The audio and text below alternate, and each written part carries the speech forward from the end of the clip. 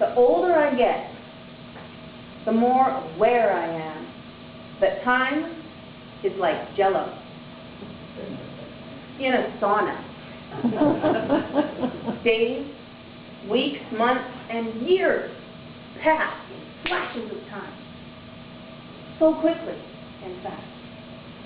So we find ourselves struggling to keep up with the moments that really matter. Madam Contest Chair, fellow Toastmasters, and honored guests. There's so many of us. High school, gave way to college, gave way to marriage, and then parenthood. But how many of you go to bed tonight, wake up in the morning, and it's your high school graduation day, and all the time since has been nothing more than a fleeting dream? Do you remember how time went when you were a child? It flew by, didn't it? Didn't it? No! 5 years passed between every birthday and Christmas. Back then, your life was a leisurely bike ride. You had your little bike with a little bell, but no helmet. It wasn't required yet. And ahead of you is a path. It was long and straight. You couldn't even see the end. It went on forever. By the time high school came around, there was a bit of slope in your path. But it was cool. Less pedaling. More coasting. Can you see your path now? Can you see it? Now, no longer the gentle slope of high school. This is your path. Oh, by the way, your bicycle no longer has brakes. You're on your bike, headed down your path, whizzing by you. So quickly are memories that are made and filed away before you realize they've even happened yet. If you're listening to me tonight for the answer to the question, how do I slow time down? How do I stop time? Don't listen to me, because I've got no idea. I do know this. The best way to sabotage yourself from living in the moments that matter, say these 3 words a lot. Not right now. Not right now. I'll tell you a little story about my son Grover and me. I'm sitting at my computer, furiously working away at something so horribly important I can't even remember what it was right now. And I hear behind me, Mommy?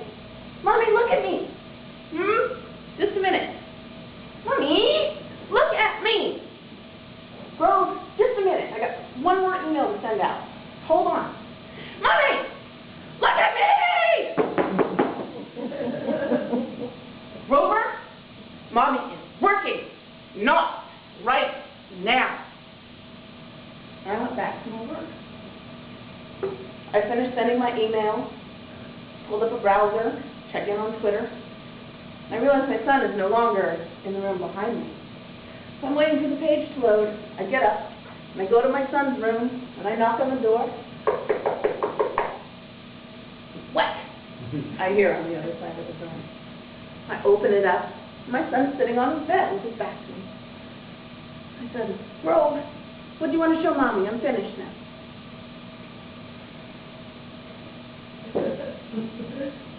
You missed it.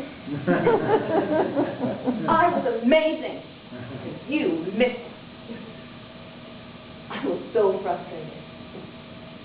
Do you think I was frustrated because I had missed my son being amazing?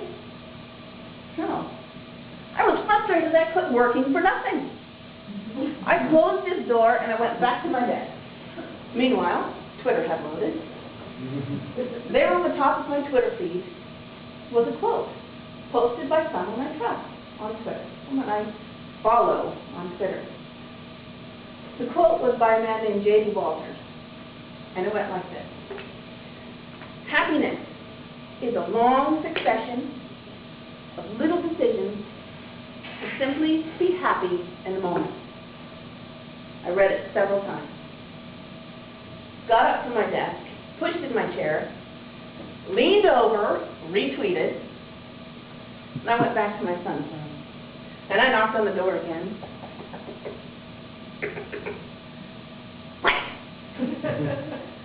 Opened the door. I saw my son on the bed and I said, "Oh, you want to play something?" "Go fish!" He jumped off of his bed and ran to go and get his deck of cards, immediately forgetting he was mad at me. It was 5 seconds before. I'm lucky. A few years from now, years that will pass in flashes of time, silly card game isn't going to do anything to repair such a parental transgression. We have to get this. There is always going to be one more article to write. There's always going to be one more project to button up. There's always going to be one more email to send out. There's not always going to be one more hand of go fish to play. And there's not always going to be one more amazing thing to witness.